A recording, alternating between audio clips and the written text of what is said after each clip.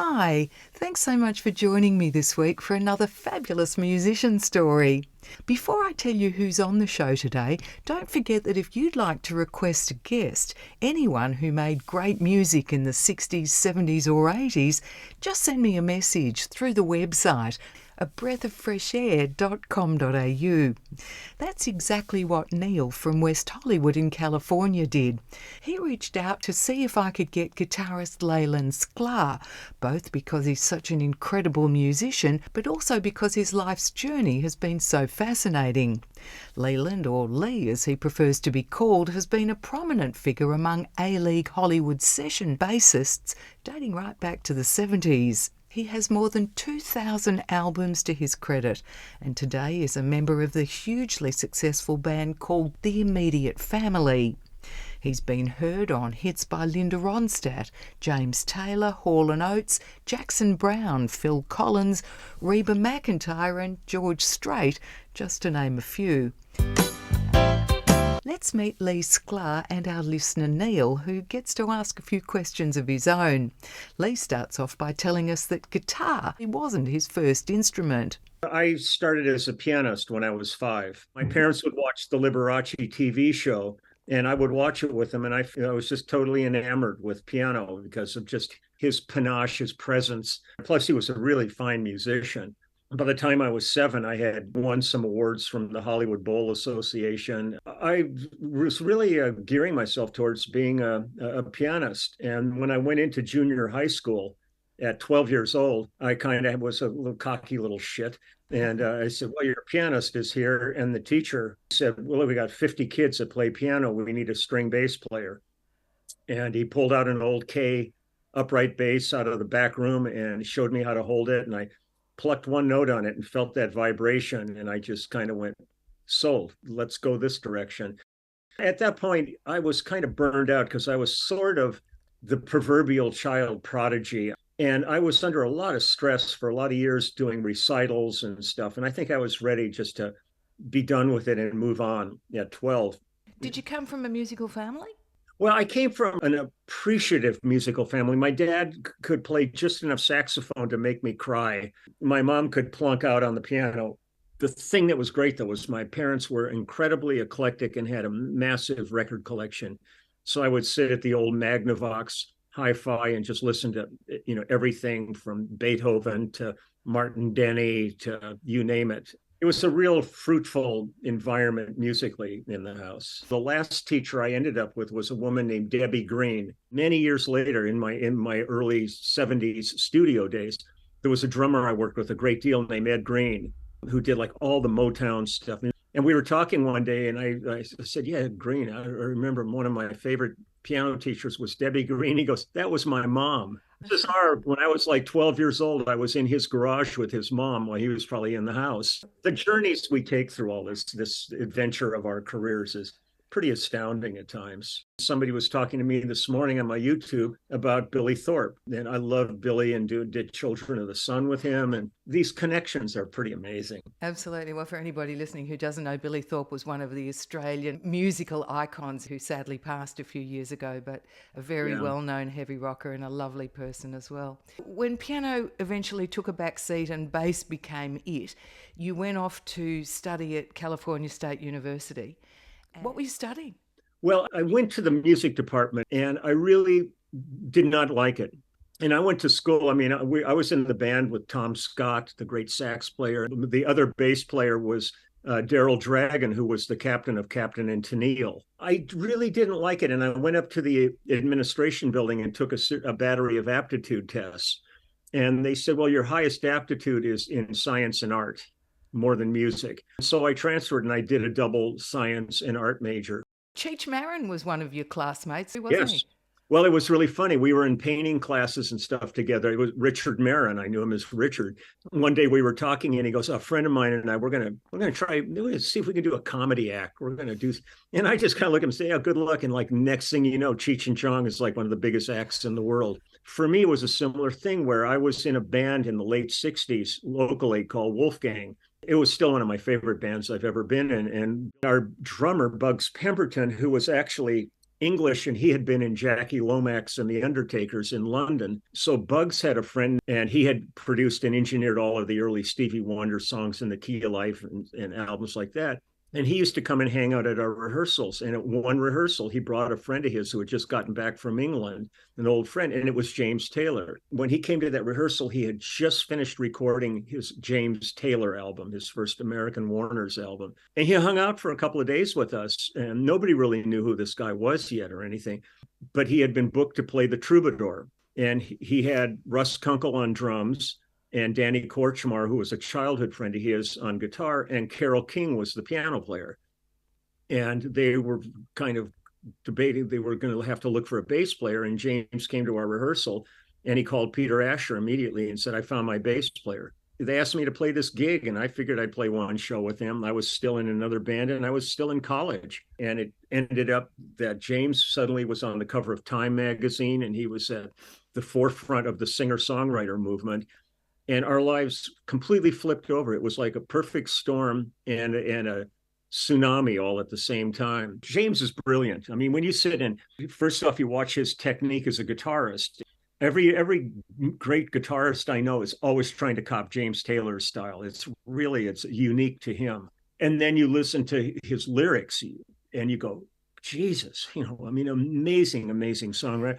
And then you listen to his voice and you just go, Jesus. I mean, he was the package. The way he ended up with Peter was when Peter and Gordon, because Peter was half of Peter and Gordon, when they came to America during the English invasion in the 60s, when they would get to a town, somebody would arrange a pickup band for them. And when they played in New York, I think it was, they ended up with a band called the King Bees. And Danny Korchmar was the guitar player in that group. So Cooch and Peter became fast friends. And when James and Cooch had a band called the Flying Machine, so James decided he was going to go to England and see what he could find over there. And Danny said, look, if you get to England, call Peter Asher. And at that point, Peter had just been made head of A&R for Apple Records. So he heard James and he said, I love your playing. I love your songs. I love your singing. Do you want a record deal? And James said, I'd love one. And boom, that was all it took. You mentioned James Taylor's unique way of playing. Can you describe that? Well, the thing is, his thumb is constantly playing bass lines. And it really kind of caught me off guard because I'm thinking he doesn't really need me because he's already playing bass, but on the guitar. And he has a finger picking style that's really kind of unique to him. But when it came time for me to start working with him, it really took some adjustment to figure out, am I just going to copy what he's playing with his thumb, or am I going to start creating counterpuntal lines, and more of orchestrating bass parts around what he's already got covered, because he wasn't going to change what he does. For some reason, when we started playing together, it really came together. There was a connection between us musically. There was no words exchanged. All of us, like when I played with Russ Kunkel the first time, I thought I'd played with Russ since birth. It was one of those things that there's a connection there. And with James, it was the same way. Everything was really organic, very natural. When we recorded, generally we got songs within a couple of takes at the most. Wow. And, how do you explain that connection? I don't think there's words for it. It's one of those kind of nebulous things that there's times where you just get with somebody, and the minute you sit down, it's like we've been doing it forever. And there's other times where you're just flogging it. You'll get it done, but it's really hard and arduous. It's predicated on song. And if there's 12 songs on an album, there's 12 different experiences on that album. The stuff isn't all the same thing. So every time somebody plays me a new song, I completely readjust and get into that headspace with that and see what I think that song needs from me. There's that chemistry that when you're in the studio and you start working on these things, when it comes together, that really is the payoff. What happens to it after that is out of our hands, but that chemistry and that magic that can happen in there, you just kind of sit there sometimes. You really recognize it when it's right. Is that magic something that you ever get used to, or are you blown away by it each time it happens? Every time it happens, you go, because I mean, as long as I've been doing this and as many songs as I've worked on, each time you sit down and plug in, it's your first session. I've never gotten blasé about it. I find it really still intoxicating. The real excitement is when I'm in a studio with like 4, 5, 6 other people and the ideas start flying and there's this energy and a vitality in the room. There's nothing else in life that to me that matches that experience. And when everybody's on that same page, you're all just like a bunch of kids. You get giddy. And then the minute the red light comes on, that's when you get serious and you do it. But the setup to that red light is really some of the most enjoyable times I've ever had in my life. At the time Lee played with James Taylor, it was the launch of the singer-songwriter movement. It was also the first time that musicians started being listed on albums. Changing times indeed. Because Leland Sklar and other members of the band were now listed on James Taylor's albums, they suddenly found themselves in hot demand. I literally went from almost zero experience to being a first call player in town. So I was scrambling, trying to learn how it works. So it was a challenge because literally we went from nothing to doing a minimum of 3 sessions a day, 6 days a week. And I ended up playing with all the Wrecking Crew people. It was thrilling to be sitting there and look next to me, and there's Hal Blaine playing drums, or I look at Mike Rubini and Mike Melvoin and Larry Knechtel on keyboards, and Dennis Budimir and Al Casey and all these great guitar players and stuff. And I just suddenly got sucked into their vortex.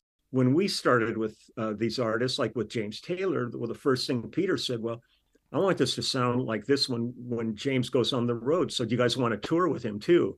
And the next thing you know, we were doing albums, touring with the artists, and doing all kinds of gigs like that. So we were quite a different animal than our predecessors, but it happened real fast. We were really lucky that we really ended up with an amazing group of people that really had their shit together. And we got right to work, and lo and behold, I mean, it's been going on 54 solid years of this now. Amazing. So, I mean, today you're a prolific studio musician and you tour constantly too. You've got the best of both worlds.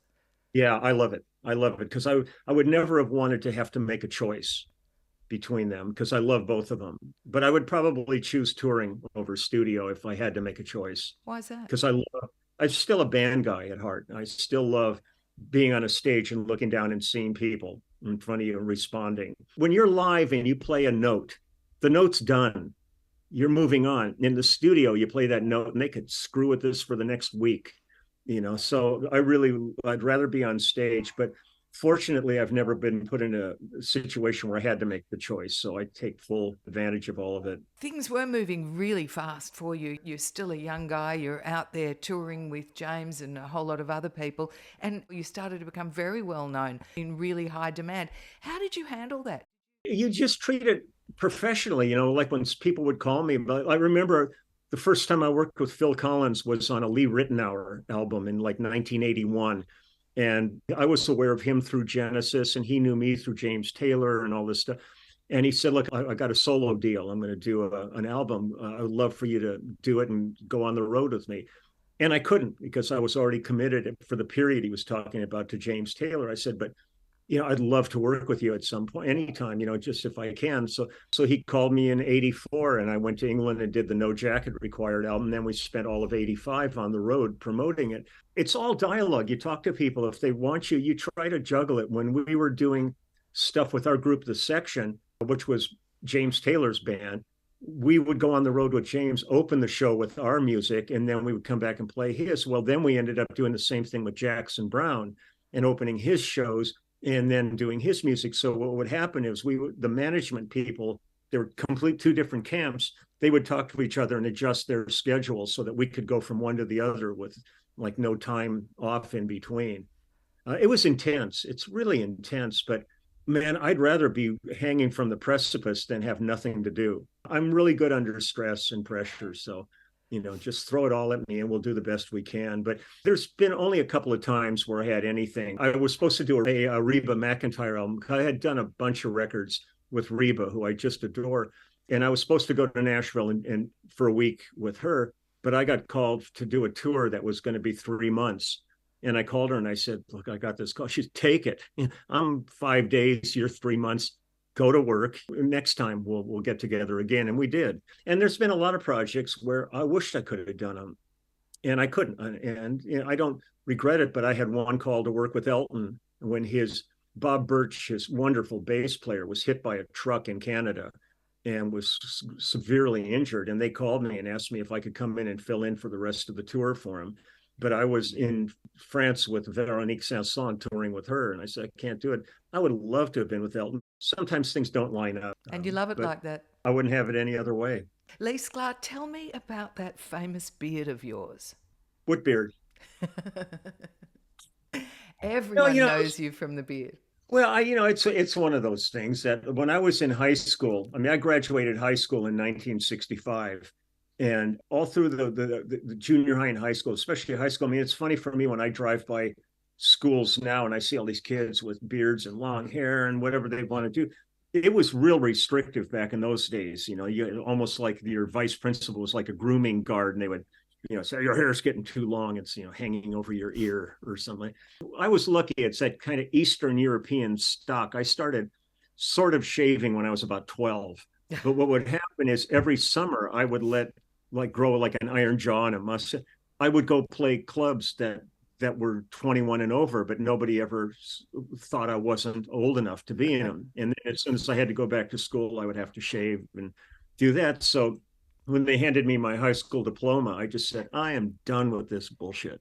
So the last time I actually saw my face clean shaven was 1965. It just became kind of a thing. I was fortunate that I've been in a career where I've never really had grooming regulations. I've spent the last couple of years on the road, and I'm getting ready to start with Lyle Lovett again.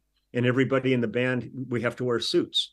And all the guys have, coats and ties and all this. And I wear a coat, but I just wear a black T-shirt under it. You do what you got to do. That's the gig. You're not making the rules. You're following the rules. You're a sideman.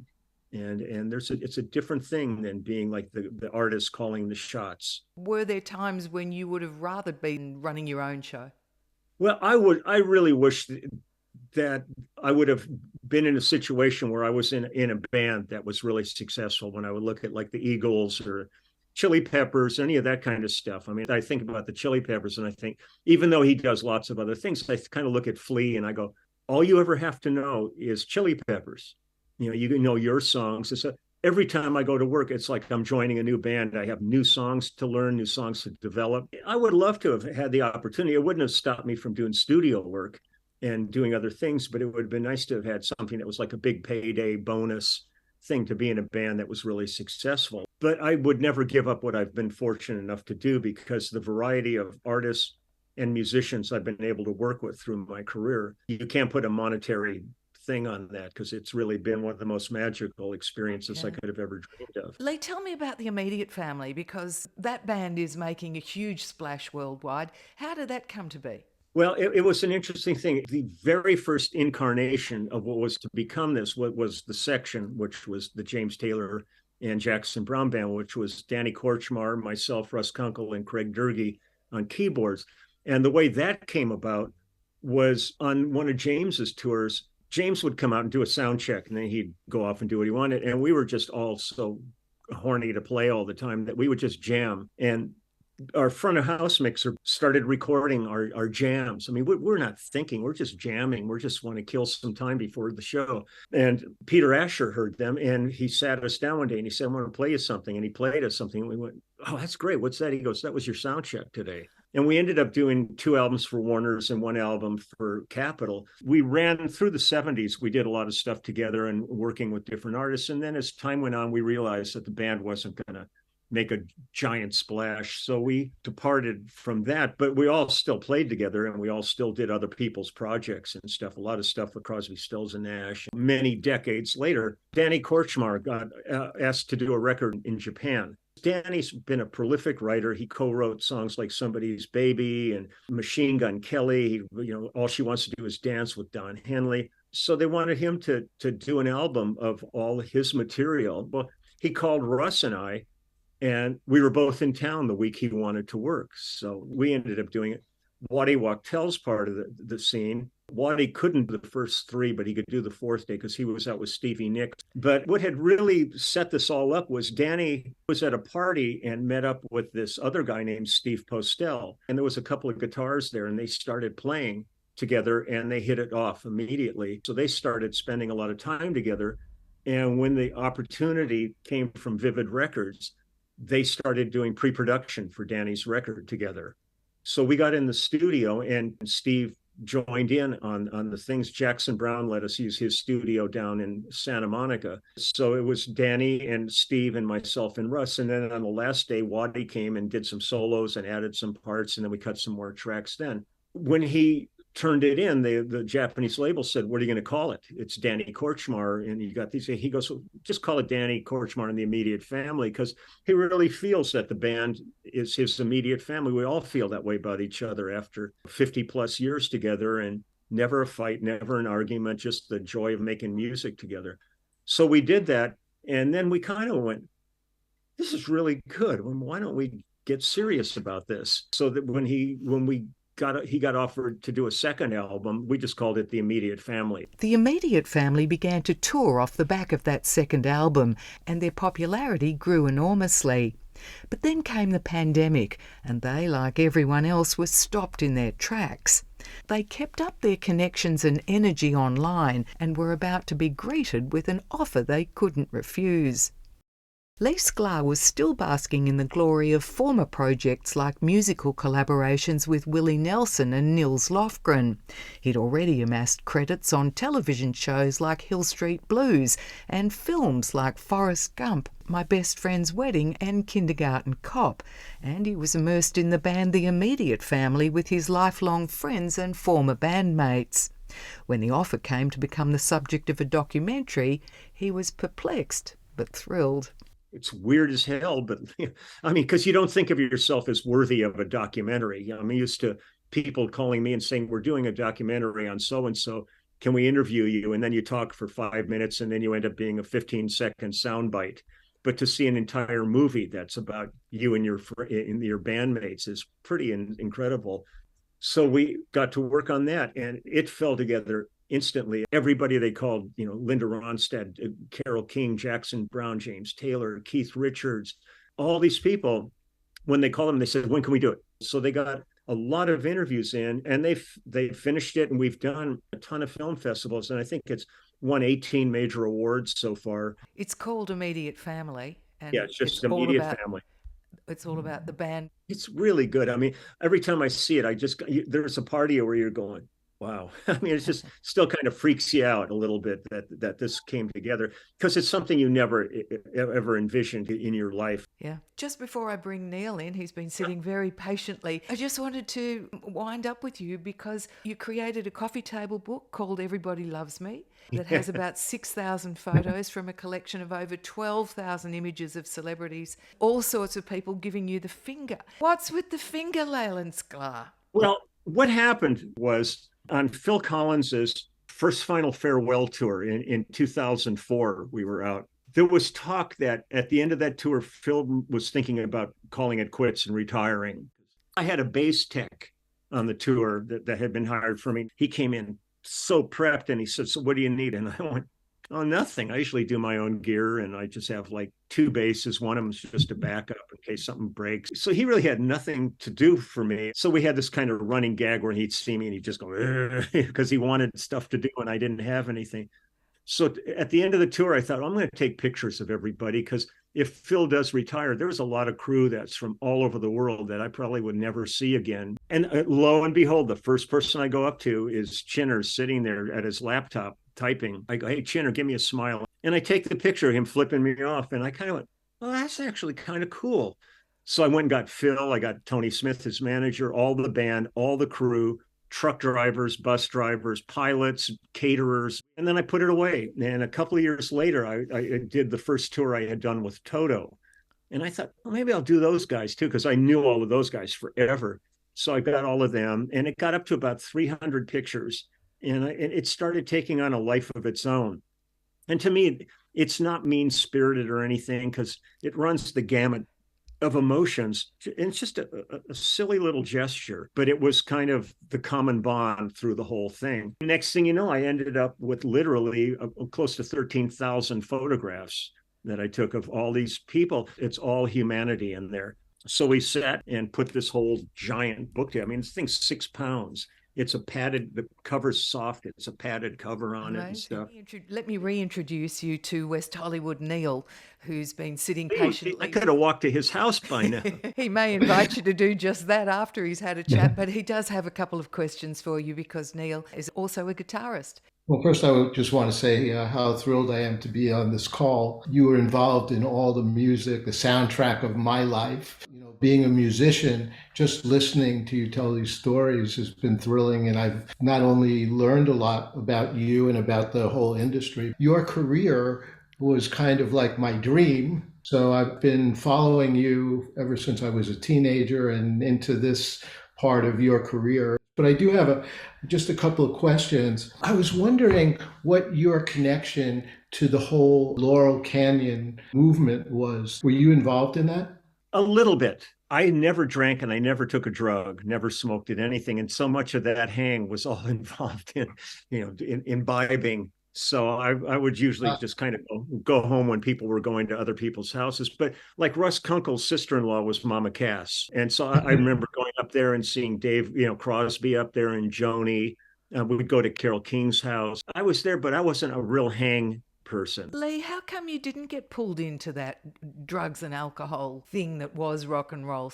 I think I'm really a type A ADHD kind of person, a real control freak. And I don't think I would ever really wanted to do anything that took away my control. I mean, I saw it all and there's so much of it I saw that I kind of went, it's just not for me. Yeah. So I wasn't making the rounds of all that stuff up in the canyon and stuff because that was a big part of the culture. You know, one of the things that I've always admired about your style of playing bass is that you were always there, you were always in the pocket, but you were one of the first people that I recognized that played melodically more than just the third and the fifth. I was just wondering how that came about. I think a lot of that was driven by playing with James, just because he was already playing bass, with his thumb. So it really required me to kind of listen to songs in a slightly different way. I mean, if he had been a guy that was just kind of flat picking away on a guitar, I might have approached the songs completely differently. But for the fact that he was so comprehensive in his technique that it required me to think more melodically and more orchestrally. I was a big fan of McCartney and Paul's playing, especially that mid period of the Beatles. It just blew my mind how beautiful and melodic and creative his bass playing has always been. In our documentary, there's one point where Keith Richards is talking about playing with Waddy when they were doing the Expensive Winos group. And Keith is going, yeah, there's, we get there and we get that thing. And, the musicians get that really stupid look on their face going, yeah, that's the shit. It's really true. There's those moments where this whole thing comes together effortlessly and you just kind of go, wow. And when it happens, it's a buzz.